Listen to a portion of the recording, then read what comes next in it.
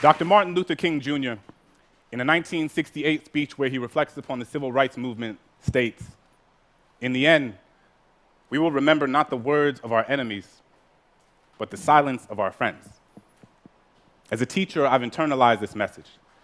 Every day, all around us, we see the consequences of silence manifest themselves in the form of discrimination, violence, genocide, and war. In the classroom, I challenge my students to explore the silences in their own lives through poetry.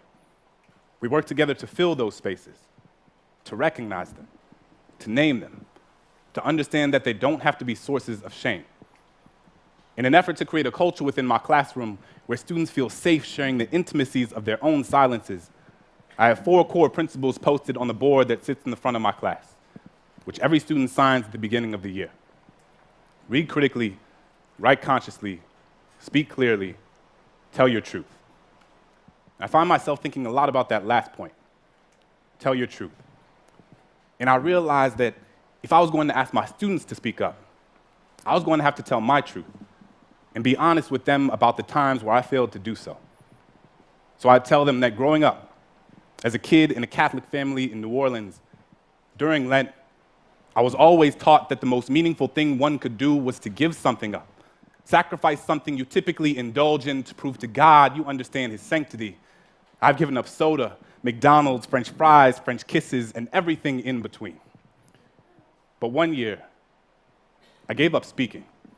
Figured the most valuable thing I could sacrifice was my own voice, but it was like I hadn't realized that I had given that up a long time ago.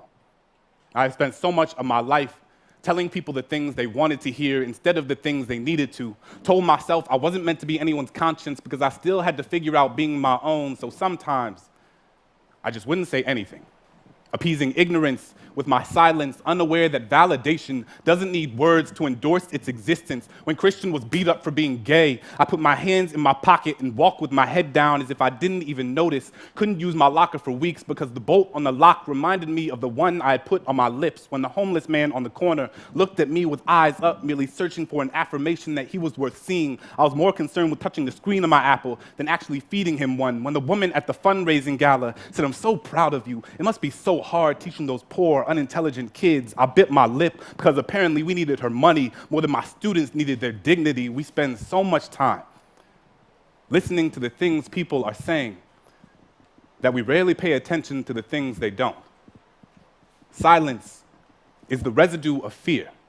It is feeling your flaws gut-wrench guillotine your tongue. It is the air retreating from your chest because it doesn't feel safe in your lungs. Silence is Rwandan genocide. Silence is Katrina. It is what you hear when there aren't enough body bags left. It is the sound after the noose is already tied. It is charring. It is chains. It is privilege. It is pain. There is no time to pick your battles when your battles have already picked you. I will not let silence wrap itself around my indecision. I will tell Christian that he is a lion, a sanctuary of bravery and brilliance. I will ask that homeless man what his name is and how his day was, because sometimes all people want to be is human. I will tell that woman that my students can talk about transcendentalism like their last name was Thoreau, and just because you watch one episode of The Wire doesn't mean you know anything about my kids. So this year, instead of giving something up, I will live every day as if there were a microphone tucked under my tongue, a stage on the underside of my inhibition.